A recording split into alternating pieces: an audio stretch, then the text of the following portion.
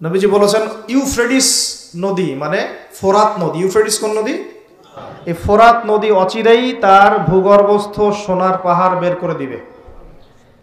ফোরাত নদী অচিরেই তার সোনার পাহাড় বের করে দিবে এবং ওই সোনাকে নিয়ে মারামারি করতে আসবে যে মানুষগুলো, তাদের মধ্যে প্রত্যেক 100 জনের মধ্যে 99 জন মানুষ মারা যাবে। আর একজন ব্যক্তি যে বেঁচে থাকবে সে ধারণা করবে আমি সেই ব্যক্তি যে সোনাটা পাবো। আর মুসলিমদেরকে নবীজি বলছেন তোমরা যদি ওই সময় ওই জায়গায় থাকো, কোনো মুসলমান যদি সেটা দেখে, তোমরা সেই সোনায় হাতও দিবে না। আরেকটা হাদিস এসেছে যে অচিরেই রোমকরা, পশ্চিমারা আরবদের সাথে চুক্তি ভঙ্গ করবে এবং 80টা পতাকা নিয়ে তাদের বিরুদ্ধে যুদ্ধে নেমে যাবে। কয়টা পতাকা? 80টা। এবং প্রত্যেক পতাকার নিচে থাকবে 12,000 করে সৈন্য। কত হাজার? একটা যুদ্ধে এত বেশি 99% মানুষ মারা যাওয়াটা স্বাভাবিক না, এটা অস্বাভাবিক। ঢাল তলোয়ার AK-47 যুদ্ধে এমনটা হবে না বা হয় না। হয়তো এমন কোন অস্ত্র সেখানে প্রয়োগ করা হতে পারে, এটা আমাদের ধারণা, আল্লাহ ভালো জানেন, যেই অস্ত্রগুলো দিয়ে অল্প সময়ে বেশি বেশি মানুষ মেরে ফেলা সম্ভব। ঠিক যেমন এখনকার নিউক্লিয়ার ওয়েপেন্স বা থার্মোনিউক্লিয়ার ওয়েপেন্স হতে পারে, আল্লাহ ভালো জানেন। তো বিশ্ববাসী এরকম একটা মালহামা দেখার অপেক্ষায় আছে। এই মালহামার পরেই আসবেন ইমামুল মাহদি। ইমামুল মাহদির পরে আসবে ঈসা ইবনে মারিয়াম। ঈসা ইবনে মারিয়ামের পরে আসছে ইসলামিক খেলাফত। ওই খেলাফত থেকে খলিফা এই শব্দটা নিয়ে কথা বলছি এখন। আমি আবু বকর সিদ্দিকে ছিলাম রাদিয়াল্লাহু আনহু। ফেরেশতারা বলছেন আপনি কি এমন কাউকে পৃথিবীতে পাঠাতে চান গিয়ে রক্তপাত ঘটাবে অথবা ফাসাদ সৃষ্টি করবে? যেটা বললাম এখনকার বিশ্বে দুটোই আমাদের কাজ। তো আল্লাহ পাক বলছেন ইন্নী আ'লামু মা লা তা'লামুন, ইন্নী আ'লামু মা লা তা'লামুন, দেখো আমি যা জানি তোমরা সেটা জানো না। মানে আমার কিছু শুকরগুজার বান্দা থাকবে যারা এরকম ফিতনা ফাসাদ করবে না এবং রক্তপাতও ঘটাবে না, তাদের জন্যই আমি প্রস্তুত করেছি জান্নাতুল ফিরদাউস। সুবহানাল্লাহ।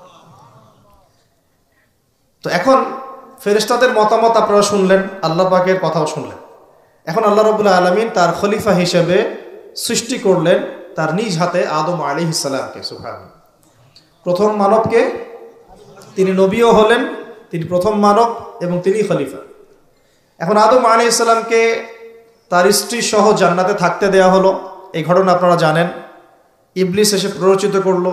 তার আগে ইবলিসকে বলা হয়েছিল সেজদা করো, সবাই সেজদা করলো, ইবলিস করলো না। মনে আছে? এটা তো আপনারা জানেন। ওইদিকে আমি আর ওই জন্য সময় নষ্ট করছি না। ইবলিস সেজদা না করে কাফের হয়ে গেল। আর আদম আলাইহিস সালাম এবং হাওয়া আলাইহিস সালামকে জান্নাতে থাকতে দেয়া হলো। বলা হলো যে এখানে থাকো, কিন্তু ওয়ালা তাকরাবা হাদিহিশ শাজারা, এই গাছের কাছেও যাবে না। ইবলিস ফুসলিয়ে ফাসলিয়ে তাদেরকে গাছের কাছে নিয়ে গেল। যেভাবে আমাদেরকে ফুসলিয়ে পাপের দিকে নিয়ে আসে ঠিক এভাবেই। ঠিক আছে? এখন আমাদের পিতামাতা একটা ভুল করে ফেললেন। মানুষ মাত্রই কি হবে? আমাদের পিতামাতা ভুল করে ফেললেন। এটাই তো হাদিসের ব্যাখ্যা যে কুল্লু বনি আদম খাত্তা, প্রত্যেকটা বনু আদমেরই কি আছে? ভুল আছে। খায়রুল খাত্তাইন আত-তাওয়াবিন, যারা তওবা করে তারা হচ্ছে উত্তম ভুলকারী। তো আমাদের পিতা কিন্তু ভুলের উপর অটল থাকলেন না। ইবলিস যেমন তার মতে অটল থাকলো যে আমি সেজদা করি নাই তো কি হয়েছে, খলাকতানি মিন নার ওয়া খলাকতাহু মিন তিন, আমাকে সৃষ্টি করেছেন আপনি আগুন দিয়ে, ওকে সৃষ্টি করেছেন মাটি দিয়ে। এটা ইবলিসের চরিত্র। যে ভুলের উপর অটল থাকে, সংশোধন করে না, সে ইবলিসের অনুসারী। কথা বুঝতে পারছেন? ইবলিস কি এখানে সঠিক ছিল? নাউজুবিল্লাহ, কখনোই না। আল্লাহ পাক তাকে আদেশ করেছেন, আদম কিসের তৈরি সেটা তো দেখার দরকার নাই। আল্লাহ পাক আদেশ করেছেন, বাস তোমাকে সেজদা করতে হবে। এখন আমরা যেমন আল্লাহ পাকের আদেশের সামনে অনেক সময় এরকম দলিল উপস্থাপন করি, এটা কেন করব, এটা কেন করব, তাই না? পর্দা কেন করব, নামাজ কেন পড়ব, যাকাত কেন দেওয়া লাগবে, এগুলি ইবলিসের চরিত্র। আর ইবলিস চ্যালেঞ্জ করলো আল্লাহকে, আল্লাহ পাক তাকে বের করে দিলেন, ফাখরুজ মিনহা ফাইন্নাকা রাজিম, এখান থেকে বের হও, তুমি অভিশপ্ত। ওয়া ইন্না আলাইকা লা'নাতা ইলা ইয়াউমিদ্দিন, কিয়ামত পর্যন্ত তোমার উপর লানত, অভিশাপ। ও আবার চালাক, সে বলল যে আমাকে কিয়ামত পর্যন্ত অবকাশ দিন, আনযিরনি ইলা ইয়াউমি ইউবআসুন, আমাকে কিয়ামত পর্যন্ত অবকাশ দিন। আল্লাহ পাক বলেন ইন্নাকা মিনাল মুনযারিন, যাও তুমি অবকাশ প্রাপ্তদের অন্তর্ভুক্ত একজন, ছেড়ে দিলাম তোমাকে, কিয়ামত পর্যন্ত হায়াত দেওয়া হবে। এবার সে বলছে ফাবিমা আগওয়াইতানি, হে আল্লাহ, যে আদমের জন্য আপনি আমাকে বের করে দিলেন, আমি চ্যালেঞ্জ করছি। এবার ইবলিসের চ্যালেঞ্জটাও মাথায় লিখে রাখেন। ইবলিস বলছে ফাবিমা আগওয়াইতানি লাআকউদান্না লাহুম সিরাতাকাল মুস্তাকিম, যার জন্য আপনি আমাকে এখান থেকে বের করে দিলেন, আমি তার সরল পথে ওত পেতে বসে থাকবো। কিভাবে বসে থাকবো? ওত পেতে। সুম্মা লাআতিয়ান্নাহুম মিন বাইনি আইদিহিম ওয়া মিন খালফিহিম ওয়া আন আইমানিহিম ওয়া আন শামাইলিহিম ওয়া লা তাজিদু আকসারাহুম শাকিরিন। আমি তাদের ডান দিক থেকে আসবো, বাম দিক থেকে আসবো, সামন থেকে আসবো, পিছন থেকে আসবো। আপনি বেশিরভাগ আদম সন্তানকে শুকরগুজার পাবেন না। কে বললো এটা? ইবলিসের এই কথা সত্য না মিথ্যা বলেন তো? এখন সত্য হয় নাই? কিভাবে সত্য সেটা আরেকটা হাদিস থেকে দেখেন দলিল। আমি আর গভীরে ঢুকে যাচ্ছি। কিয়ামতের মাঠে আদম আলাইহিস সালাম, এই আদম আলাইহিস সালামই যখন উঠবেন, আদম আলাইহিস সালামকে আল্লাহ পাক ডেকে বলবেন, তোমার সন্তানদের মধ্য থেকে জাহান্নামী জান্নাতি আলাদা করে দাও তো তুমি। তো আদম আলাইহিস সালাম বলবেন, ইয়া আল্লাহ, কতজন জান্নাতি, কতজন জাহান্নামী? আল্লাহ পাক বলবেন, প্রত্যেক 1000-এ 999 জনকে জাহান্নামের জন্য আলাদা করে দাও। বলেন নাউজুবিল্লাহ। এই হাদিসটা শোনার পরে সাহাবায়ে কেরাম রাদিয়াল্লাহু আনহুম খুব বিচলিত হয়ে পড়ল।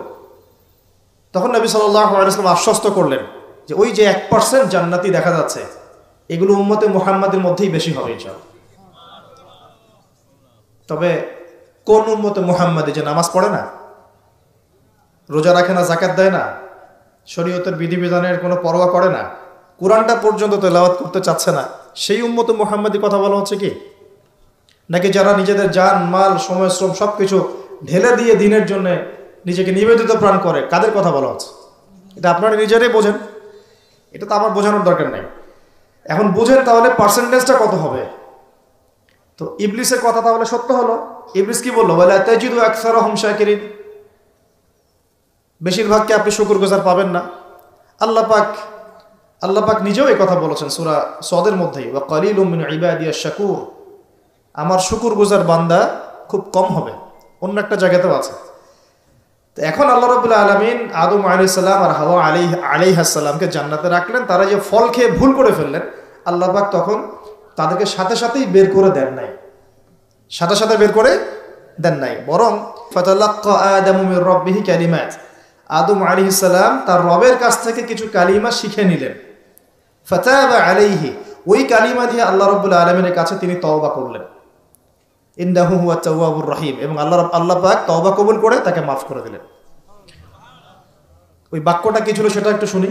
ওই বাক্যটা ছিল রব্বানা, আমার সাথে বলেন, রব্বানা যালামনা আনফুসানা ওয়া ইল্লাম তাগফির লানা ওয়া তারহামনা লানাকুনান্না মিনাল খাসিরিন। মানে অর্থ হচ্ছে, হে আমাদের রব, রব্বানা যালামনা আনফুসানা, আমরা নিজেদের নফসের উপর জুলুম করেছি, ওয়া ইল্লাম তাগফির লানা, আপনি যদি আমাদেরকে মাফ না করেন, ওয়া তারহামনা, আমাদের উপর রহম না করেন, লানাকুনান্না মিনাল খাসিরিন, আমরা অবশ্যই ক্ষতিগ্রস্তদের অন্তর্ভুক্ত হয়ে যাব।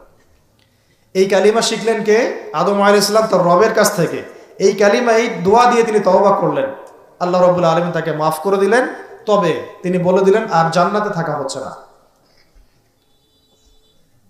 কুল নাহবিতু মিনহা জামিআ, আল্লাহ বলেন তোমরা এখন সবাই পৃথিবীতে নেমে যাও।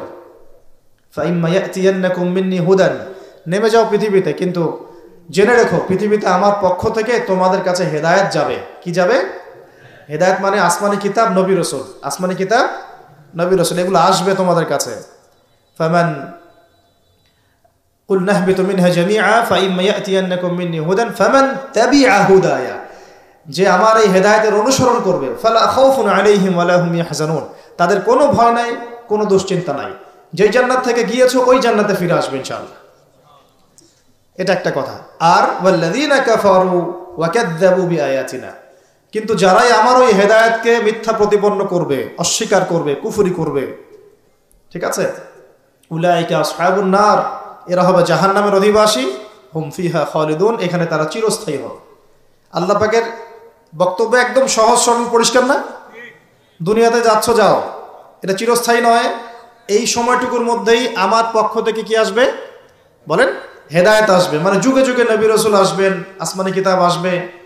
ফামান তাবিআ হুদায়া, তোমাদের মধ্যে যারা এই নবী রাসূলদেরকে মানবে, আসমানি কিতাব সমূহকে মানবে, তাদের কোনো টেনশন নাই, কোনো ভয় নাই, আবার জান্নাতে ফিরে আসবে ইনশাআল্লাহ। আর যারা নবী রাসূলকে মানবে না, আসমানি কিতাবের পরোয়া করবে না, নিজের প্রবৃত্তির দাসত্ব করবে, উলাইকা আসহাবুন নার, তারা জাহান্নামে যাবে, সেখানে চিরস্থায়ী হবে। হিসাব কি সহজ না কঠিন? একদম সহজ কথা আল্লাহ পাকের। এবার এই পৃথিবীতে এখন আদম আলাইহিস সালামকে আল্লাহ পাক কি বলেছেন, কি শব্দটা বলেছিলাম? খলিফা। এবার আদম আলাইহিস সালাম পৃথিবীতে এসে কি আবারও নতুন করে কোনো ভুল করেছিলেন? বলেন তো দেখি। উত্তর না, করেন নাই। মানে কান্নাকাটি করতে করতেই বছরের পর বছর চলে গেছে, শুধু কাঁদতে কাঁদতেই বছরের পর বছর চলে গেছে। পরবর্তী ভুল যেটা আমরা দেখি সেটা হলো হাবিল আর কাবিলের ভুল। কাবিল তার ভাই হাবিলকে হত্যা করেছে, তাই না? হিংসার বশবর্তী হয়ে। ওই যে এখনো দেখবেন আমাদের সমাজে যে ভাইয়ে ভাইয়ে মারামারি, এটা সেই হাবিল কাবিলের সুন্নত। এখানে আমরা কাবিল হব না, হলে হাবিল হব। প্রয়োজনে হাবিল হয়ে থাকবো, তাও কাবিল হতে চায় না। কারণ নবী সাল্লাল্লাহু আলাইহি ওয়াসাল্লাম বলেছেন, পৃথিবীতে প্রথম হত্যাকাণ্ড সংঘটিত করেছে কাবিল। ভালো করে শোনেন, যারা এই পথে আছেন ভালো করে শোনেন। পৃথিবীতে প্রথম হত্যাকাণ্ড সংঘটিত করেছে কাবিল।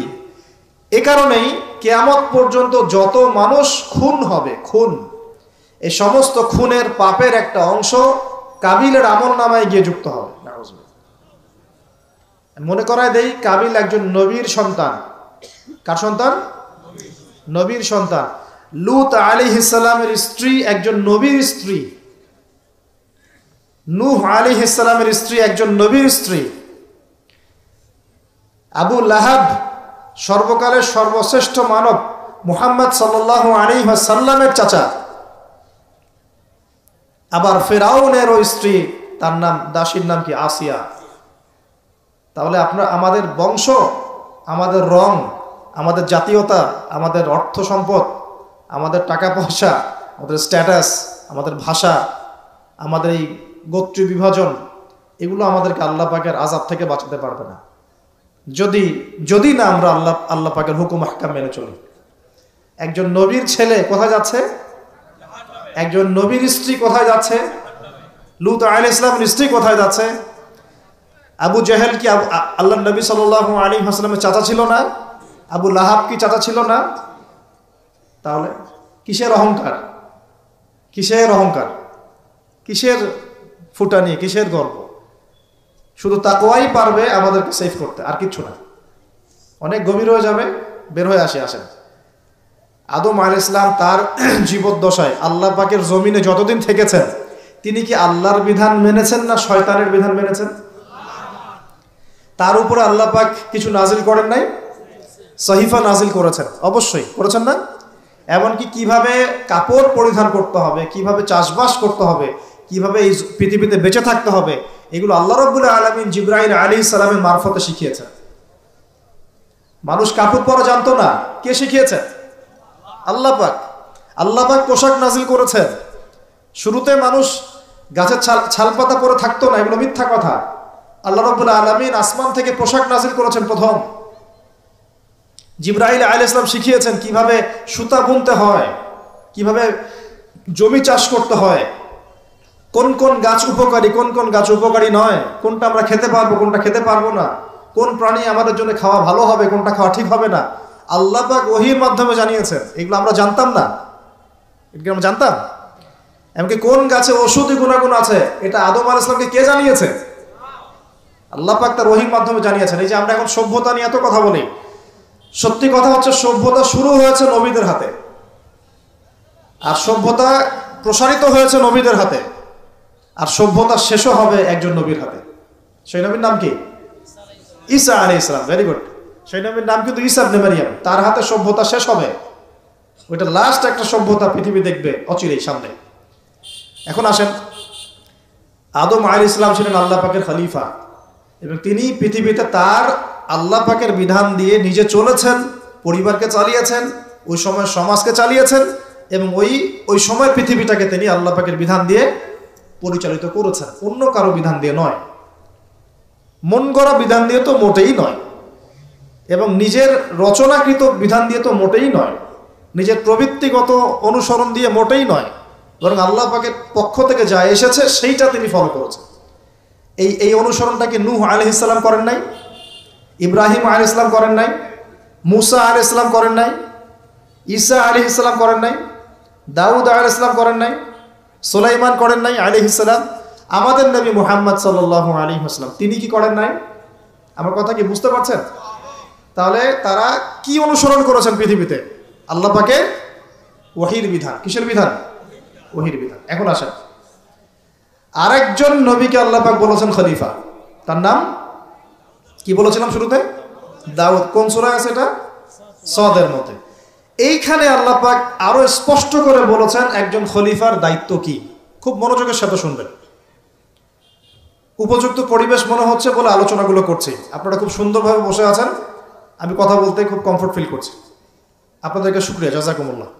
আল্লাহ পাক বলছেন যে ইয়া দাউদ, হে দাউদ, ইন্না জাআলনাকা খলিফাতান ফিল আরদ, আমি আল্লাহ তোমাকে পৃথিবীতে আমার খলিফা করেছি। সুবহানাল্লাহ। হে দাউদ চেয়েও দাপটের সাথে এই বিশ্ব শাসন করেছে।